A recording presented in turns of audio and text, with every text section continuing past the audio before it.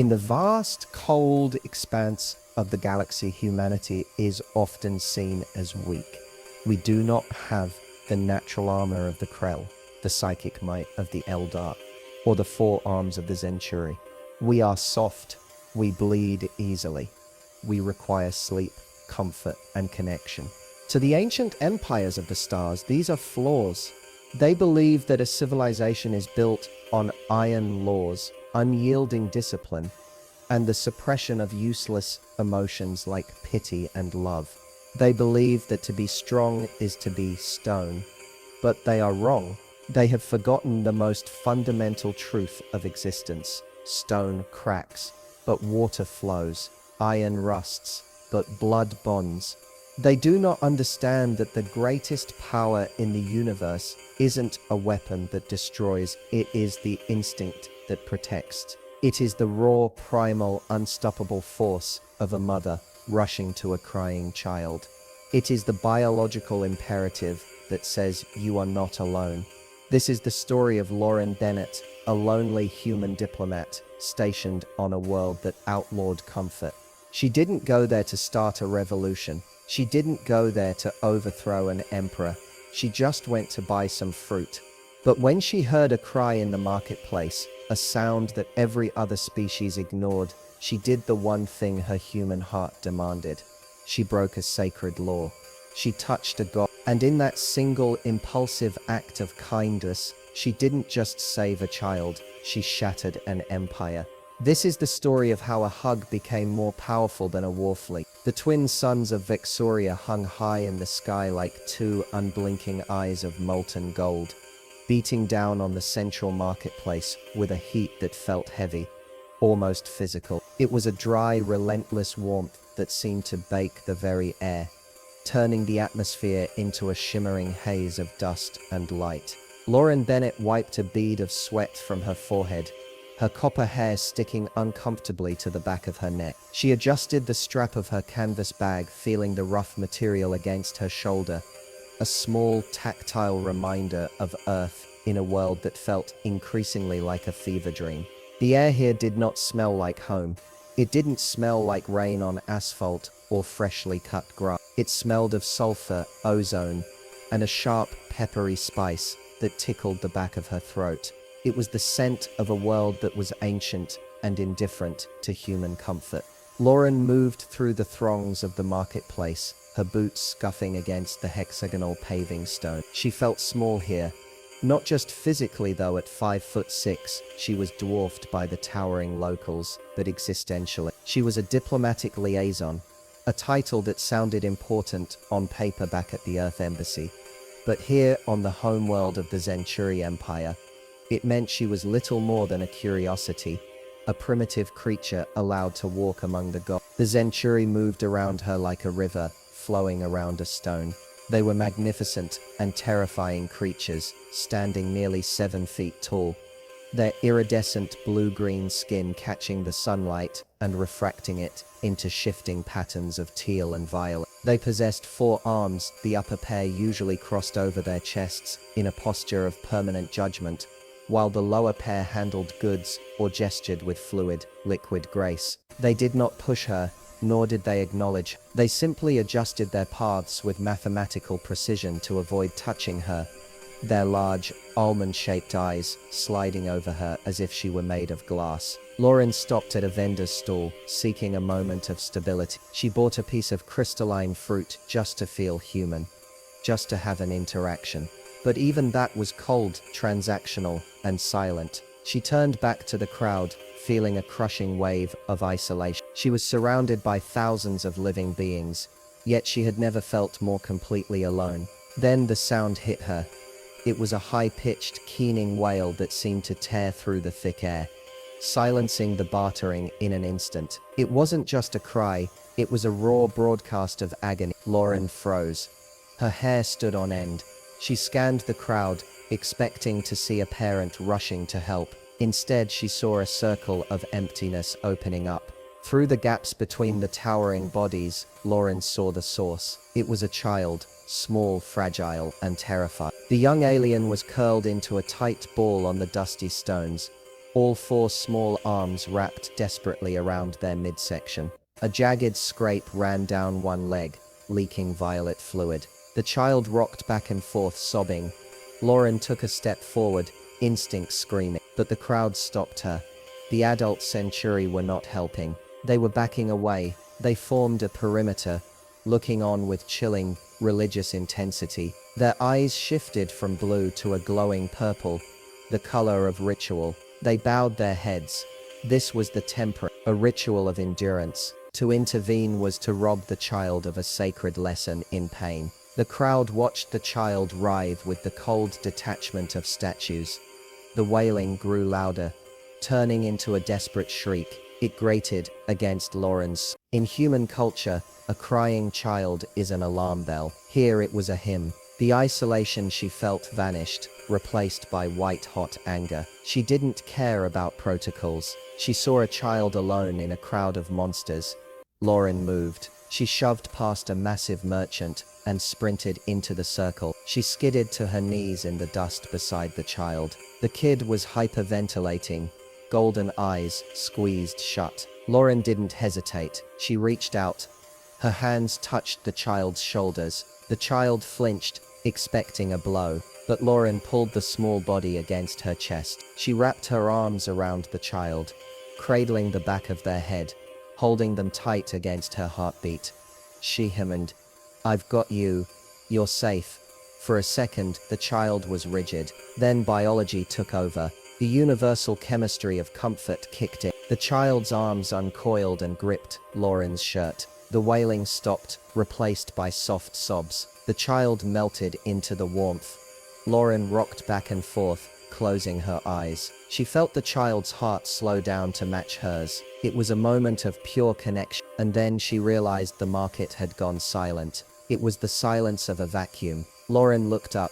The purple glow in the crowd's eyes was gone, replaced by terrified black. They were staring at her in horror. Some covered their mouths, others backed away as if she were radioactive. Lauren didn't know that by placing her hands on this specific child, she had committed a heresy so profound there was no recorded punishment. She didn't know she was holding the living god of the empire. The silence shattered. Unhand the divine. Soldiers in white ceramic armor smashed through the crowd. Energy spears were pressed against Lauren's throat. A towering figure, Sentinel Van, loomed over her, his eyes burning with rage. "You dare," Van hissed. "You dare touch the sacred flesh." They dragged her to the palace, into the throne room, to the feet of Emperor Zeph. He sat on a throne of dark water, his four arms coiled like serpents. He looked at Lauren with burning gold eyes. "Speak," the emperor boomed. "Why should I not flay you alive? You have defiled the future." Lauren looked up, shaking. He was crying. No one helped him. "Where I come from, we don't let children suffer alone." The emperor leaned forward, the air pressure dropping. "You judged me." Before the execution order fell, a small voice cut through the room. She was warm. The heir stepped forward. The pain stopped. "She is warm." The emperor looked at his son, then at Lauren. The rage cooled into calculation.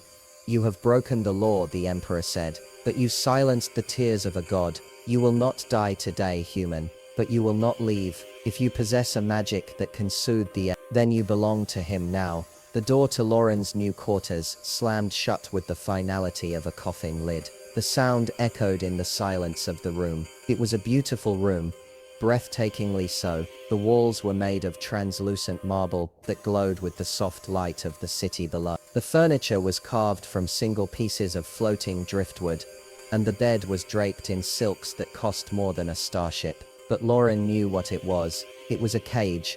She rushed to the balcony doors, locked. She tried the communications panel on the wall. Dead. The Earth Embassy had been cut off. She was ghosted. She turned back to the main door just as the lock cycled. It slid open, revealing Sentinel Van. He didn't enter. He stood in the doorway like a statue carved from hate, blocking the exit with his massive frame. He wasn't wearing his helmet now, and Lauren could see the intricate swirling tattoos on his face that marked him as a warrior who had never failed a mission until today.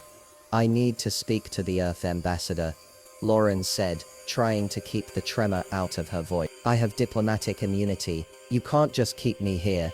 Van looked at her. He didn't blink. You have no immunity here, corruptor. You exist only because the Emperor wills it. You are not a diplomat anymore. You are a tool. I helped him. Lauren snapped, her frustration boiling over. I helped a scared kid. Why does that make me a criminal? Van stepped into the room, forcing Lauren to back away. He loomed over her, his forearms tense. You interfered with the tempering. You robbed the heir of his strength. You offered him comfort when he needed to learn endurance. You have infected him with your human weakness. He leaned down, his face inches from hers. I will be watching you, every breath, every word. If you try to poison his mind again, if you try to make him soft, I will remove the problem myself.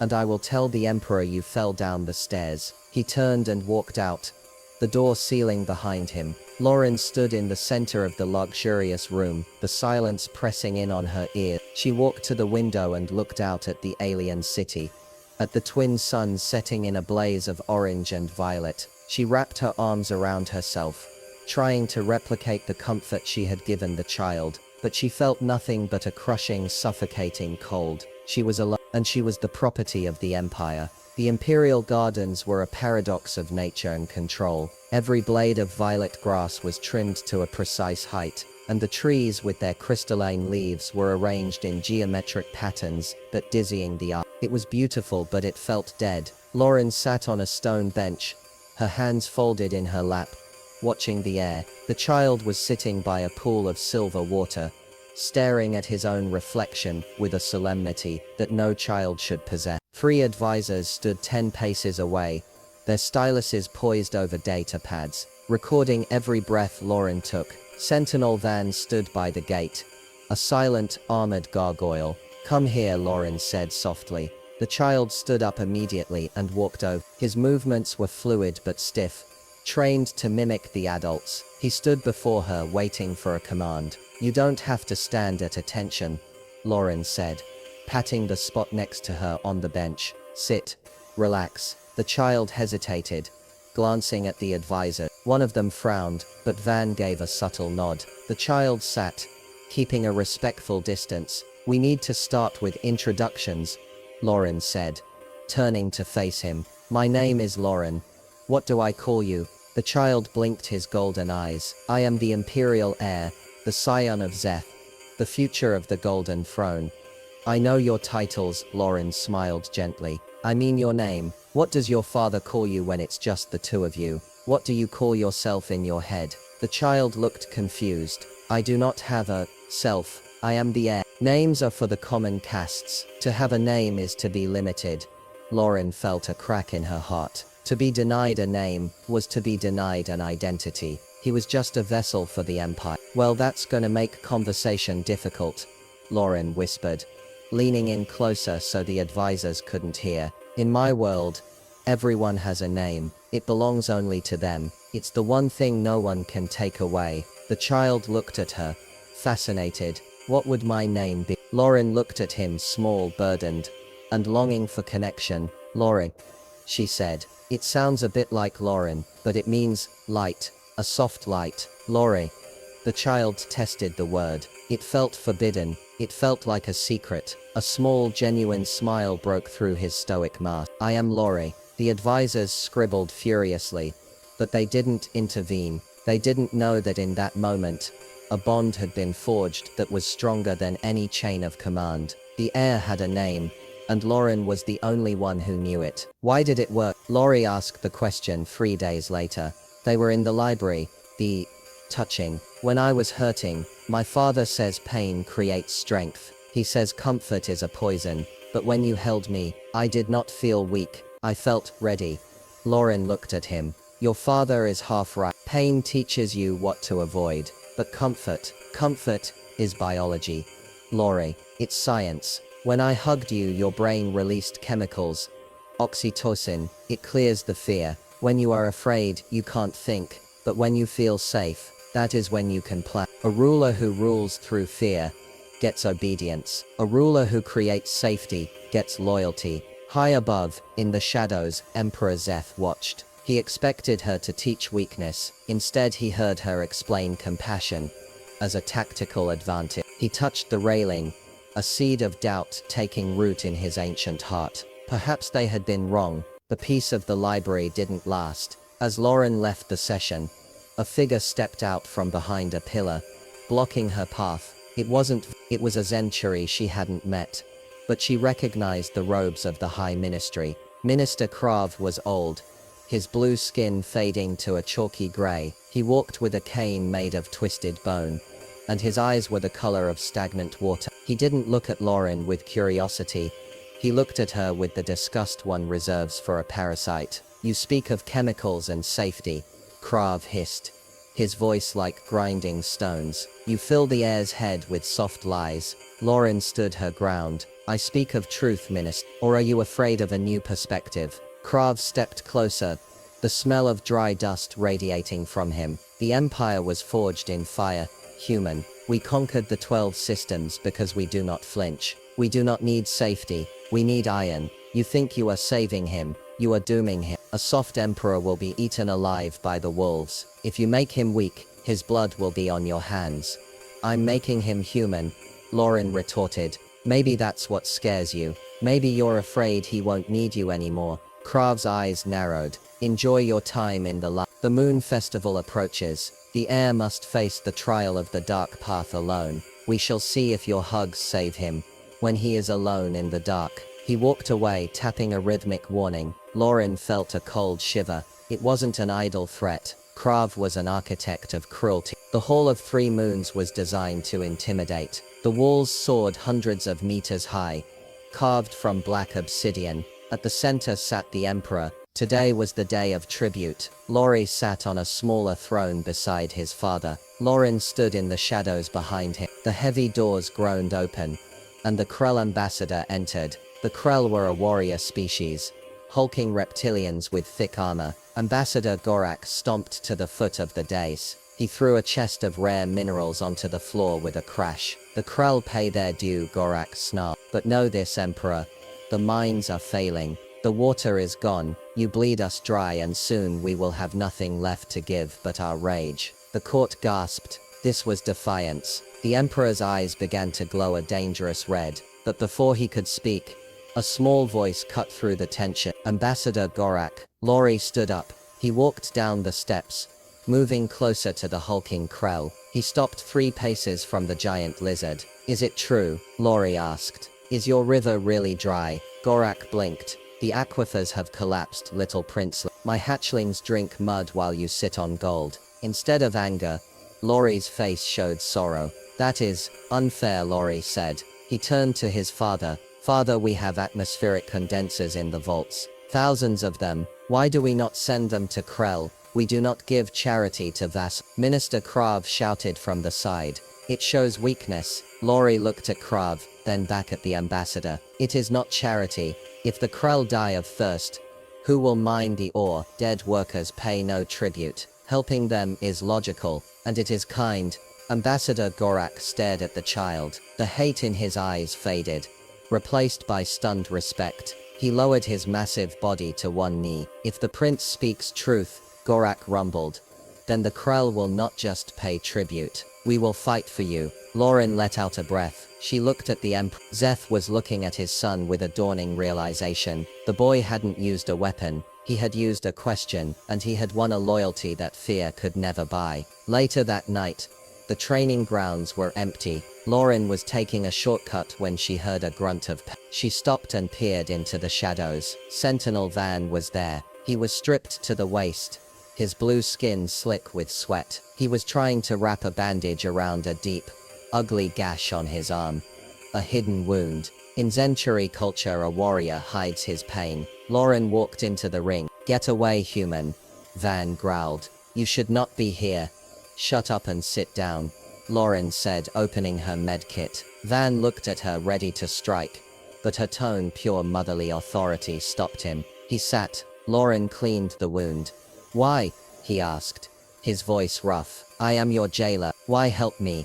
"Because it hurts," Lauren said simply. "And because pain doesn't make you strong, Van. Healing does. If you let this rot, you can't protect Laurie." Van looked at his arm, then at her face. He had believed strength meant being stern, but this soft human touched his blood without flinching. Krav, Van whispered, looking away. He meets with the Shadow Guild. He believes the boy is corrupted. He plans to purify the line. Lauren froze. When?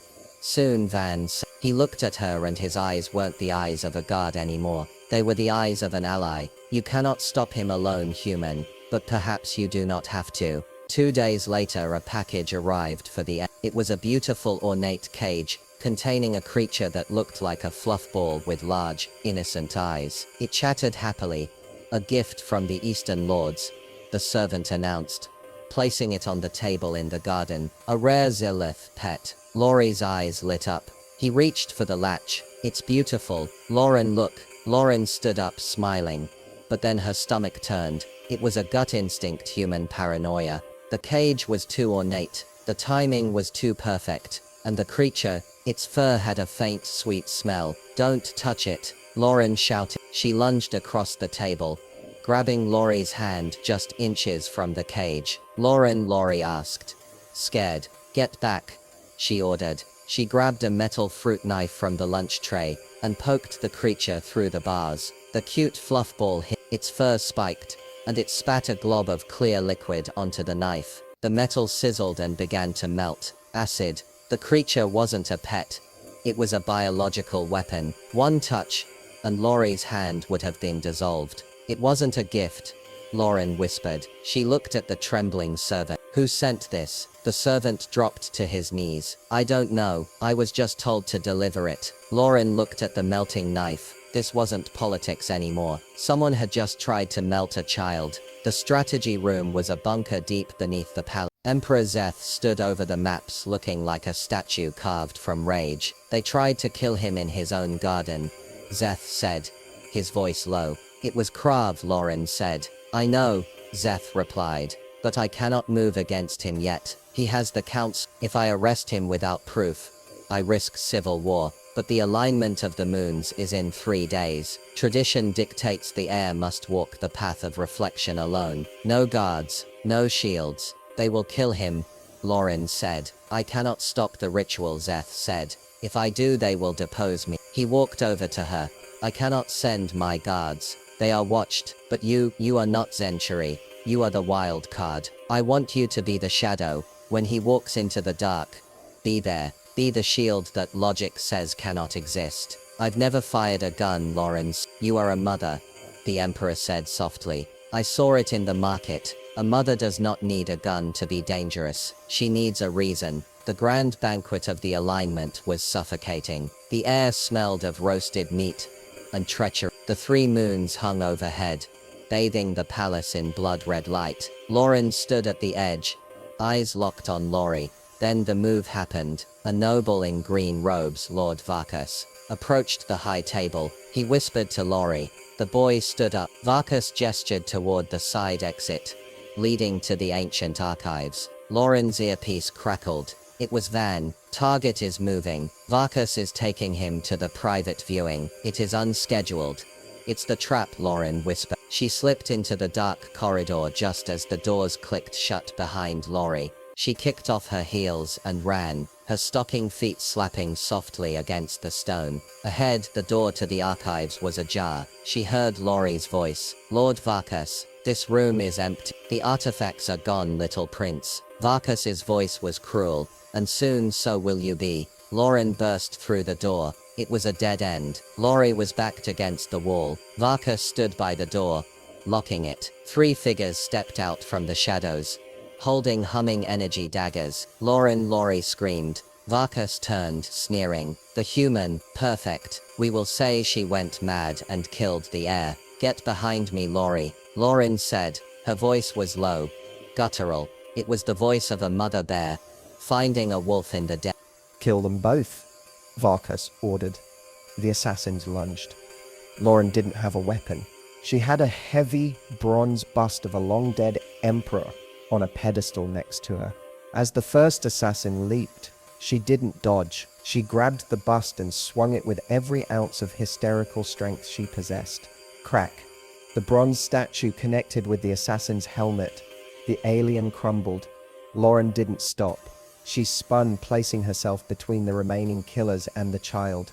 "Don't you touch him!" she screamed. It was a raw, primal sound that echoed off the stone walls, making the aliens pause. They had never heard a human scream like that.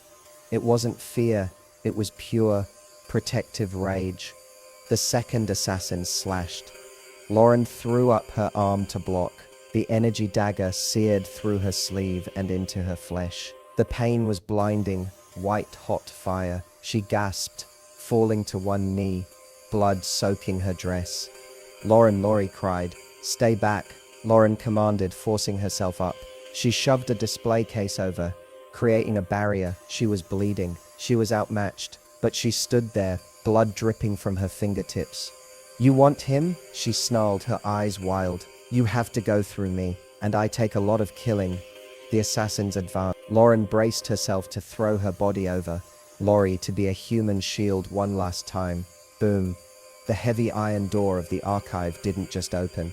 It exploded inward. Dust and shrapnel filled the air. Through the smoke, a giant shape emerged. Sentinel Van. He held a heavy plasma cannon. But he wasn't alone. Behind him walked Emperor Zeth. The Emperor didn't have a weapon. He didn't need one. His eyes were glowing with a terrifying light. The air in the room grew heavy, crushing. The assassins froze, dropping their daggers, their knees buckling under the psychic pressure of the Emperor's fury. "You dare," Zeth whispered. The sound vibrated in their bones. "You dare touch my blood." Zeth raised a hand. A wave of kinetic force slammed into Varkas and the assassins, pinning them against the wall. They couldn't move. They couldn't breathe. But the Emperor didn't look at them. He looked at the woman bleeding on the floor. He looked at his son, who was clinging to her waist, sobbing. Laurie looked up. "She saved me. She bled for me." Zeth walked over. He knelt in the dust, his royal robes staining red with Lauren's blood. He looked at her wound. He looked at the ferocity fading from her eyes as shock set in. "You held the line," Zeth said, wonder in his voice. "You have no armor. You have no claws. But you held the line." Lauren looked at him, her vision fading. "He's just a kid," she whispered. "He's just my kid." And then she collapsed. The medical bay was quiet. Lauren opened her eyes. The pain in her arm was gone, replaced by a dull ache. She tried to sit up, but a small hand pushed her gently back down. "Rest," a soft voice said. She looked to her side. Laurie was sitting in a chair next to her bed. He was holding her hand with both of his upper hands, squeezing. Sentinel Van stood inside the room, his back to the door, his weapon drawn. He wasn't guarding her as a prisoner anymore. He was guarding her as a treasure. "You're okay," Lauren breathed. "You are hurt," Laurie said, his golden eyes wide with guilt. "You didn't have to do that." Lauren smiled weakly. "Kid, you have a lot to learn about humans. When we love something, we don't run, we stand." Laurie looked at her, and then he did something that broke every remaining protocol. He leaned forward and rested his forehead against hers. "Thank you," he whispered. The door slid open. Emperor Zeth entered. He looked different. The weight of tradition that usually crushed him seemed lighter. "Minister Krav has been arrested," Zeth said without preamble. "He will be exiled to the ice moon of Tytha. He will have plenty of time to think about the value of warmth." "And the law?" Lauren asked. "The tempering, abolished," Zeth said. "I issued the decree this morning. Tradition without compassion is not strength. It is suicide. You taught us that." He walked to the foot of the bed. "The Earth Embassy has contacted us. Your tour of duty is officially over. A transport is waiting to take you home. You are a hero, Lauren Bennett. You can go back to Earth with honors." Lauren looked at the sterile white ceiling. She thought of Earth. The blue sky, the rain. It was home. It was safe. Then she looked at Laurie. She looked at the boy who had just called her mom. She looked at Van, the stone-faced warrior, who would die for her. She looked at the Emperor who was learning how to be a father. "My family is on Earth," Lauren said softly. She sat up, wincing slightly. She looked Zeth in the eye. "But my heart is here," Zeth smiled. It was a true smile, rare and brilliant. "Then stay, not as a servant, not as a teacher. I appoint you Imperial Guardian, the shield of the heir. It is a lifetime appointment." "I accept," Lauren said. 20 years later, the central square of the capital city was packed with thousands of cheering humans walked among them, tourists and traders, laughing and sharing food. The atmosphere was vibrant, warm, and alive. On the high balcony of the palace, Emperor Lori stood tall. He was fully grown now, magnificent in his blue-gold scales. He wore the crown, but his eyes were kind. He didn't rule with fear, he ruled with connection. Beside him stood an older human woman. Her copper hair was streaked with grey, and she leaned slightly on a cane, favoring her left side where an old scar still ached when it rained. Lori stepped up to the microphone. "My people," he said, his voice booming across the city. "They tell us that the universe is cold. They tell us that only the strong survive. But I tell you this, strength is not a fist. Strength is a hand reaching out in the dark." He turned and looked at the woman beside him. He took her hand and raised it high.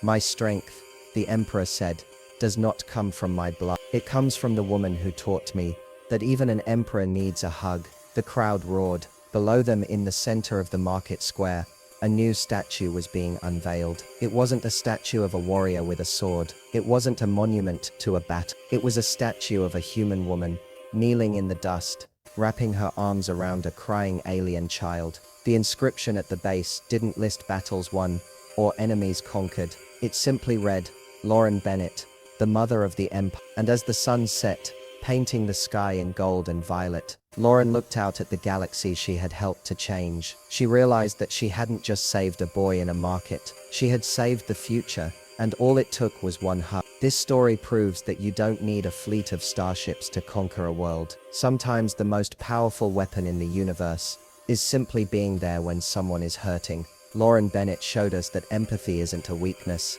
It is the gravity that holds civilization together. In a cold, dark universe, be the warmth. Be the person who stops for the crying child. Because you never know, you might just be saving the kid.